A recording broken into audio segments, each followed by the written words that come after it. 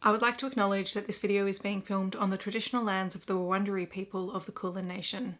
I pay my respects to their elders past and present, and extend that respect to any Aboriginal, Torres Strait Islander or First Nations people who may be watching this video today.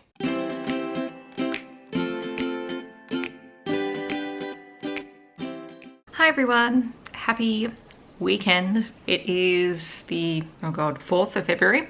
And I'm filming a reading vlog, so it's Friday night.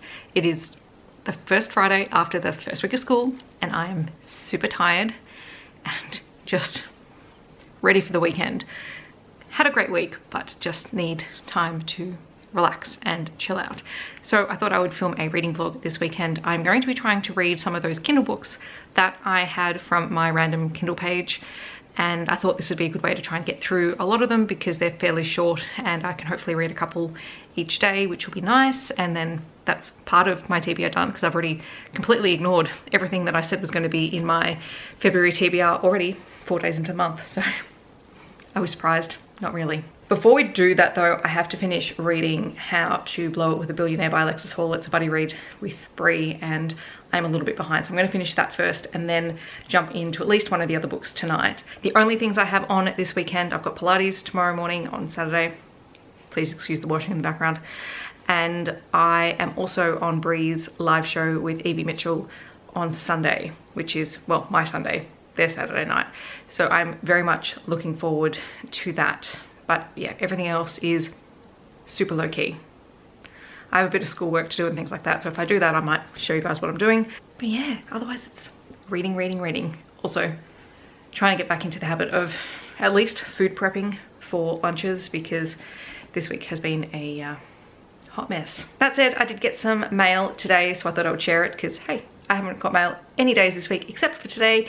And I figured it would be nice to show you guys what I got. First up is 2 pairs of black pants. I have these in a slightly smaller size and I think I have to admit to myself that I needed to go up a size, so I bought 2 new pairs. They are super comfy, really thick.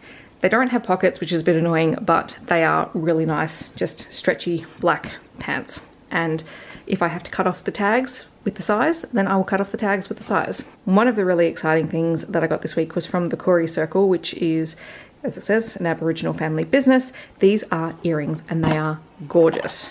I love the tin. Like, this packaging is amazing and this tin is going to go flying. Well, it's okay, didn't fall on the floor. But take a look at these earrings. They are gorgeous.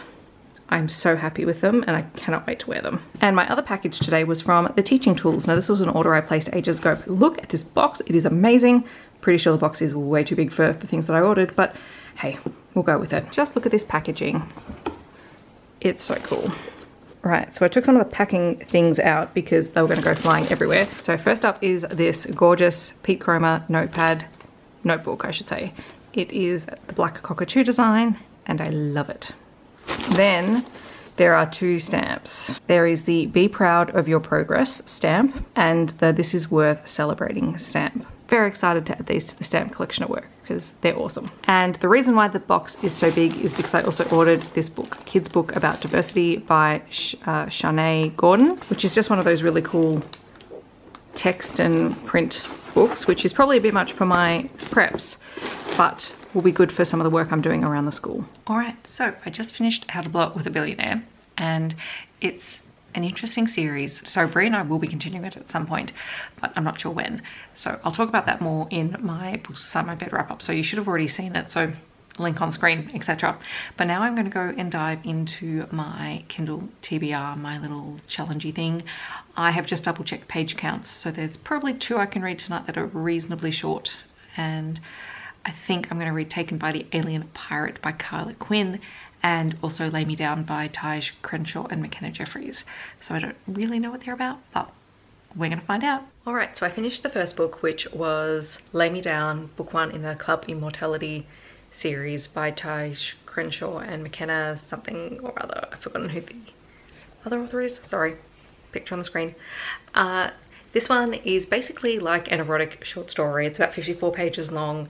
It is a paranormal story and like it was fine. It honestly probably wasn't as tightly edited as I would normally like and is about 80 to 90% sex. So do with that as you will. It is about Sin, who is a supernatural being who has powers that essentially make her irresistible to other people. They will like literally bend over backwards to do her bidding. And she is constantly shielding and finds it really difficult to interact with the world because things never go the way they plan and it always gets really complicated around other people. Anyway, one of her friends forces her out one night to go to a club for immortals, and there she meets Micah, who is a human oracle, and he is one of the club owners, and they basically just have a lot of steamy times. So like there's not a huge amount of plot involved in it, and I probably won't pick up other books in the series. Just, I don't know, it didn't really hit any buttons for me. It wasn't terrible, but it really could have done with some more editing. So that's fine. Like I said, I just want to read through things on my Kindle and actually read what I've acquired and give some thoughts. So my next one is Taken by the Alien Pirate, which is Fated Starmates, book 1 by Kyla Quinn. This one is a little bit over 100 pages long. So yeah, let's see what it's like. Okay, so I finished Taken by the Alien Pirate, and this one starts off with Lily waking up not knowing where she is and then realizing very quickly she's been abducted and she's thinking trafficking. And as it turns out, she comes face to face with an alien with, you know, lizard-like skin and horns, and she cannot understand him at all. So there's massive communication barriers for the first 35-40% of the book. From his perspective, we find out that his name is Dev, that he is working on sort of a trading ship, and that one of the other members on the ship has kidnapped Lily from someone who was smuggling humans, and Dev is dead set against this. Like, it doesn't fit in with his core beliefs. And he's very quickly worked out that she is his mate, or is beginning to suspect that she is his mate. And so he, in turn, takes her away from the ship in order to keep her safe. And then we find out a little bit more about his people and his history, and he used to be part of something called the Battalion, and that has disbanded because he disagrees with what they were doing, and he needs to find allies to keep her safe. And this appears to be a prequel novella to a series that is dealing with this cast of characters, but you don't really have to read anything to sort of get that, and it was entertaining enough. I did like the communication barrier stuff, although at one point, I think I posted on Instagram, that at some point they refer to Australian English as Australian. Australian is not a language. We speak English. We speak Australian English, and yes, it is ridiculous sometimes, but yes, we don't speak Australian, we speak English. Just putting it out there. And aside from that, many people, and unfortunately not me because I legitimately struggle learning languages. I've tried many times and it just doesn't sink in. Australians also speak things other than English. So Australian, just for anyone who's unsure, Australian is not a language. Okay, just not a language. All right, I think I am going to type up some filming notes and things for tomorrow and possibly have an early night, because I've read a novella or a short story and, you know, finished half of a novel. So that's a lot of reading. Hi everyone, happy Saturday. I've just finished filming my videos for the week. So I have the books beside my bed video, the trope recommendation for a couple of weeks. It's going to be, here's a sneak preview, age gap older man, and also, what else did I do? 1, 2, oh, I filmed my channel membership video rather awkwardly because I'm that awkward person. But there will be channel memberships hopefully going up, hopefully this weekend, maybe. So hopefully by the time this video goes up, you shall see them. It is very low key. I am keeping it super simple and manageable for myself. I'm just looking, and I just realized I look like a vampire, very white. That's because I've got one studio light on and nothing else. So let's stand over this side so I don't look quite so pale. All that filming is done. I will probably edit some of those in a little while and then get stuck into some reading. I did go to Pilates this morning. I was up very early. I even managed to get some of the workload done that I needed to get done before I left, which is great, but now I need to find some food because I am starving. To be honest, the aftermath of this filming session is not too bad. The benefits of mostly reading in ebook form now. I only had a couple of physical books. So I'm about to start reading the next book, but I feel like I need to address something from yesterday, which is that comment around Australia not being a language, because it's not a language. But I perhaps need to explain a little something for people who are not Australian.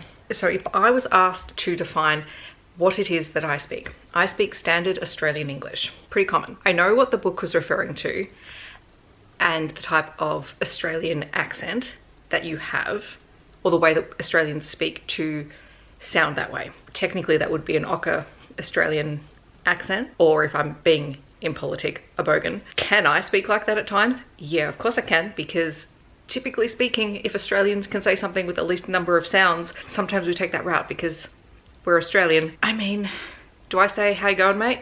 Yeah, I do, but I usually say it to people who know me really well. I don't typically say it to strangers. I honestly couldn't speak that way full time without, or even just on purpose for the sake of this video, without bursting out laughing. So just keep that in mind. I don't know, it's just stuck with me this weekend and it's now making me laugh. So take that as you will. I am now going to start reading Haven by Jessica Martin, which is a sci-fi romance with cyborgs and set on another planet. All right, so I just finished Haven. It was okay. It's about a woman called Cressida who is on a sort of space cruise thing, and her ship has an emergency and needs to touch down on a planet to put into place repairs, and she manages to bribe an attendant in order to sneak off onto the planet, which is a quarantine planet, and she ends up falling unconscious after she's poisoned by some of the local fauna.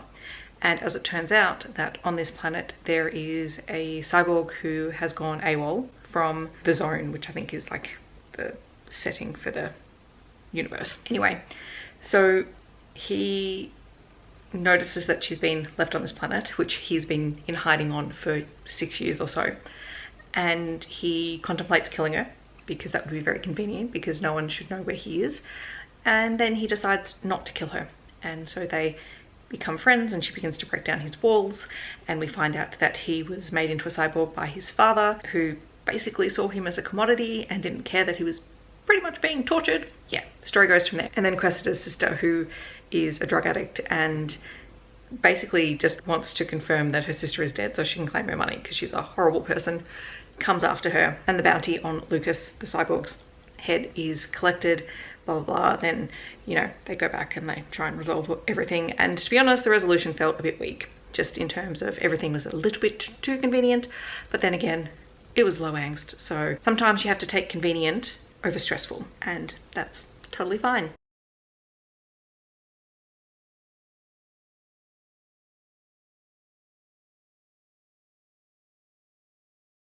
Kind of nervous that I did that, but it's done now. So I think I'm going to read Squall Line next. And how is this for a tagline? Gritty bad boy modern pirate romantic suspense. I don't know whether to be excited or terrified. So I finished Squall Line, and of all the books that I've read so far, this is the one that I would probably continue the series because I was very intrigued by it. So this is about a group of modern day pirates. The story opens as they're stealing the cargo from a ship that is captained by a woman named Grace, and she stands up to their leader Warwick, and he ends up taking her hostage because she has managed to send a signal out to the Coast Guard before they got on board, and so he needs her to call the Coast Guard off and also to keep her crew quiet about what happened. So they make off with about half the shipment, and then Grace finds out that they were hired to steal the shipment by the Italian mob, and as it turns out, there is a lot of drugs in this cargo and she had absolutely no idea. So she goes through a range of emotions, from really pissed off to very confused to being attracted to this guy that she knows that she should really not be attracted to, and she slowly begins to unravel the mystery that is Warwick, and discovers that he was really set on this path because of some of the actions of his late father. In a moment of weakness, he made a really bad decision and got into bed with the Italian mob. So there's that whole thing, and they've got to, you know, try and sort out the deal with this cargo that they only have half of, and they can't deliver on their commitment to the mob, and so on and so forth. But I liked it. So you have a modern day pirate character who is very well spoken, very well educated, very, very clever. And you have a heroine who is taking no nonsense. Like, she stands up to these terrifying guys in his crew, and she makes decisions on her own because she sees through the facade that Warwick puts out to the world. And yeah, I really enjoyed it, and I'm very intrigued by the second couple. So I think I might have to go download that one. because I won't read it now, but I want to come back to it at some point because I suspect there might be a bit of a morality chain in there, just a tiny little one maybe, and I'm very intrigued. Laminating and working on my CRT manual and watching a movie and doing laundry, and I've got the dishwasher on, so we are multitasking tonight. Good morning, I'm up and about and I'm ready to go on Bree's live, so yay.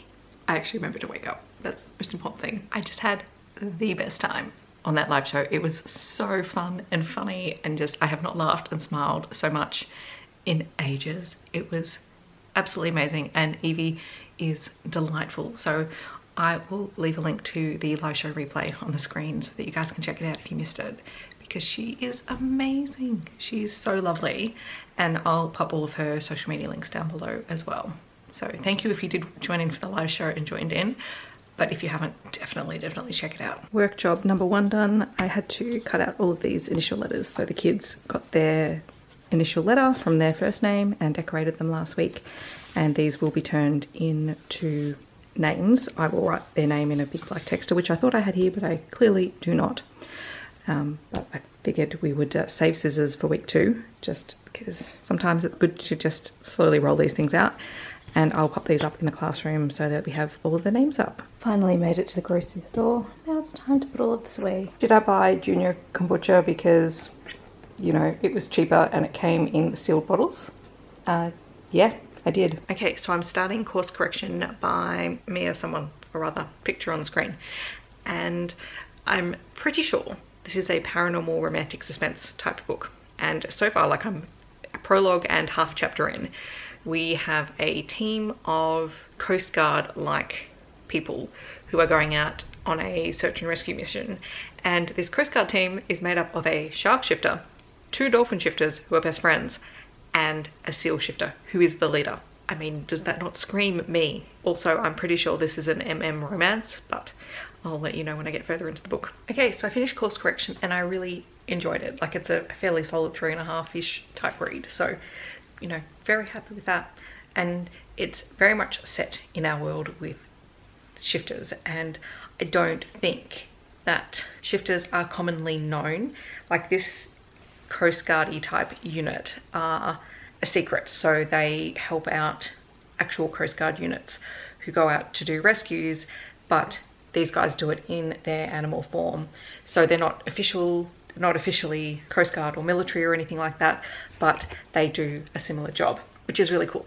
So this was about Nate, who is the lieutenant or the commander of this group, and their pilot Gil. So Gil is not a shifter, and Nate is the seal shifter. And they've known each other for 8 years. They've worked together for 8 years, so, you know, workplace romance. And they've both had feelings for each other, but never done anything about it.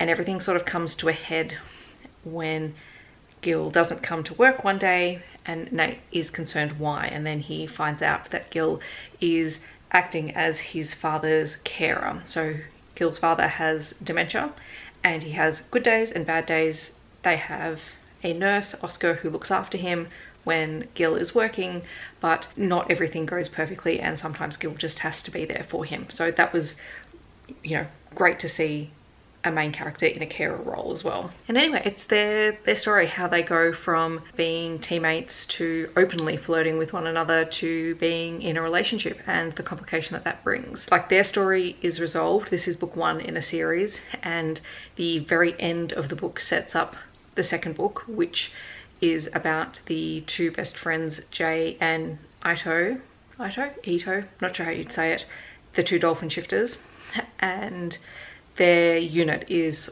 caught by a drone camera. So that's sort of where it ends. So the series itself has a cliffhanger, but the romance story has a HEA. So I enjoyed it. That was fun. Nice way to spend a Sunday afternoon. I think what I will do is I'm definitely going to read one more Evie Mitchell book after today's live show. So I will, whatever I read tonight, I'll include in this vlog.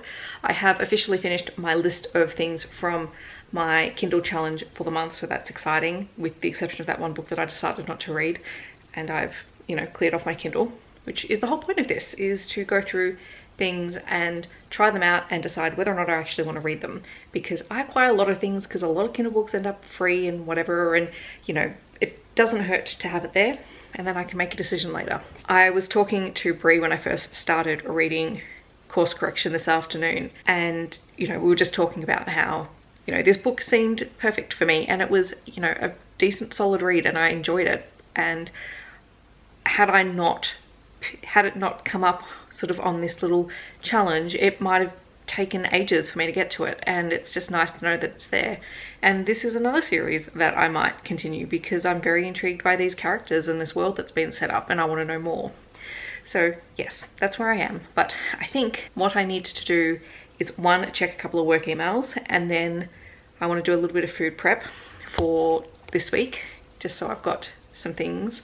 I'm thinking that I'm just going to make a bowl of my own tzatziki. My goal is to stop buying it because it's my favorite dip.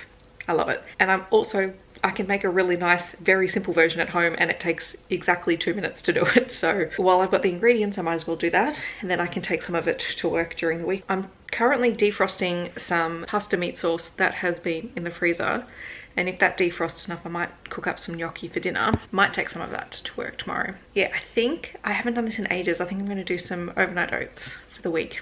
Do my berry ones that I used to do all the time. Yeah, if I get all that done, then at least there's some things I can literally grab and go from the fridge, because at the moment that's what I'm surviving on. I figured I would share this because I found this recipe the other week, and it's honestly delicious. It is literally like a 4 or 5 ingredient, no bake slice, which is basically just rolled oats. I use all natural peanut butter, some maple syrup, and it has chopped up dried cranberries, and I also added some vegan dark chocolate chips.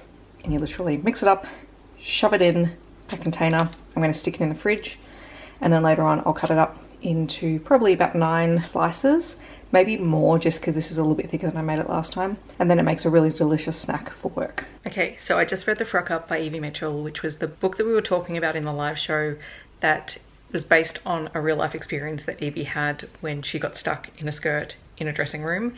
And you need to go and watch the live and see her tell that story because it is hilarious.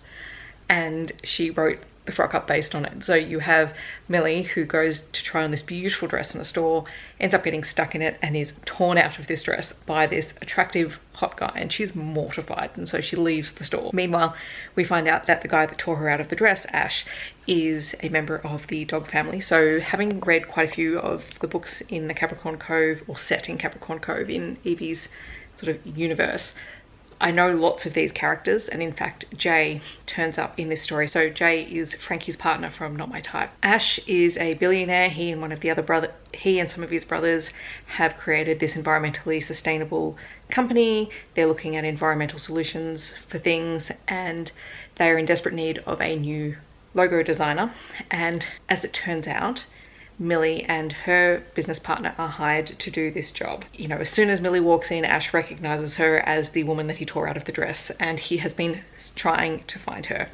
So the whole thing is just short and sweet and funny and just heartwarming. I think I said in the live show today that her books just bring me joy, and they honestly do, because yeah, there's angsty moments, but the overall feeling is, no, this is going to be a positive experience. Even the stressful things that happen, they don't last long. People just get on with it, and I so need that in my life.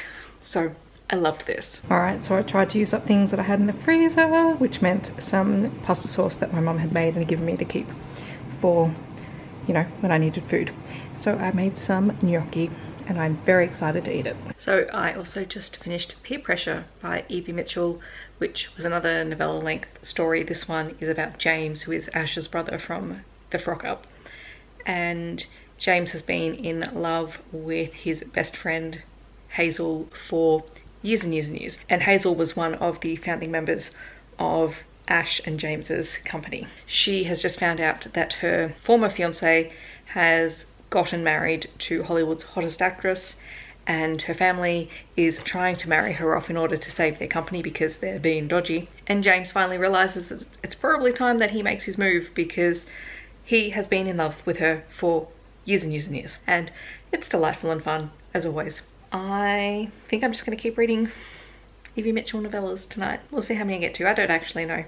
I've had dinner, I've done the dishes, I've watered the plants outside. It's all a little bit overgrown out there. Need to do some serious gardening, but not while this weather is hot. Well look, it's 7:30. I will stop reading at 9:30 and we'll just see how much I get read between now and then. Keeping the Evie Mitchell train rolling, I just read the Shake Up, which is one of the books in Capricorn Cove. I think it might be 6. If the last one that I wrote was 5, then this was 6.